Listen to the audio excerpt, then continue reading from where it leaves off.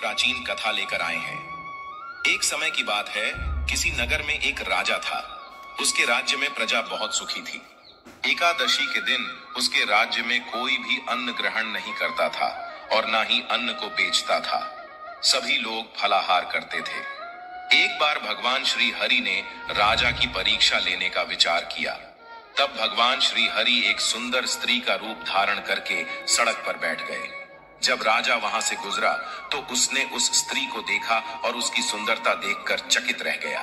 राजा ने उससे पूछा, हे सुंदरी, तुम कौन हो और इस तरह यहाँ बीच रास्ते में क्यों बैठी हो?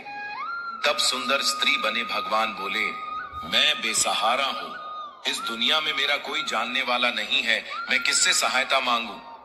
राजा पहले ही उसके रूप पर मोहित हो चुका था, तो उसने उस सुंदरी से कहा, तुम मेरे साथ मेरे महल में चलो और मेरी रानी बनकर रहो। यह सुनकर वह सुंदरी बोली, मैं तुम्हारी बात मान लूंगी, पर तुम्हें इस राज्य का अधिकार मुझे सौंपना होगा। राज्य पर मेरा पूर्ण अधिकार होगा और मैं जो भी बनाऊंगी तुम्हें खाना होगा। राजा उसकी सुंदरता से इतना मोहित था कि उसने उसकी सभी शर्तें मान ली और वह उसे अपने महल में ले गया, उससे विवाह किया और उसे रानी बना लिया। अगले ही दिन देव उठनी एकादशी थी। उस सुंदरी ने सभी को आदेश दिया कि बाजारों में बाकी दिनों की तरह अन्न बेचा जाए। उसने महल में मांसाहारी भोजन बनवाया और राजा को खाने के लिए परोसा। यह देखकर राजा बोला, रानी, आज देव उठनी एकादशी है, मैं तो केवल फलाहार करूंगा। तब उस सुंदरी ने अपनी शर्त राजा को याद दिलाई और कहा, यह खाना आपको खाना होगा, नहीं तो मैं बड़े राजकुमार का सर कटवा दूंगी। ये सुनकर राजा बहुत दुखी हुआ और उसने अपनी स्थिति अपनी बड़ी रानी से कह दी। तब बड़ी रानी बोली, महाराज, धर्म ना छोड़ें, बड़े राजकुमार की बलि दे दें। बेटा तो फिर मिल जाएगा, लेकिन धर्म नहीं मिलेगा। ऐसा कहकर बड़ी रानी रोने लगी। तभी बड़ा राजकुमार वहां आ गया। मां की आंखों में आंसू देखकर उसने तुरंत उनसे रोने का कारण पूछा। तब बड़ी रानी ने राजकुमार को सारी बात बता दी।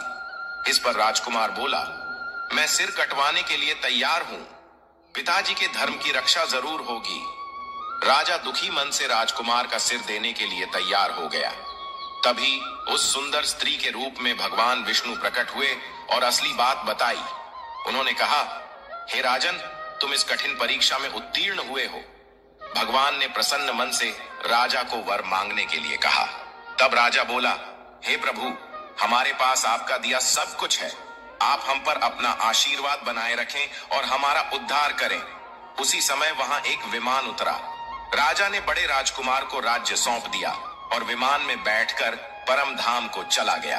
हे भगवान विष्णु, जैसे आपने राजा का उद्धार किया, उसी प्रकार इस कथा को सुनने वाले, पढ़ने वाले और हुंकारा भरने वाले सभी पर कृपा करना।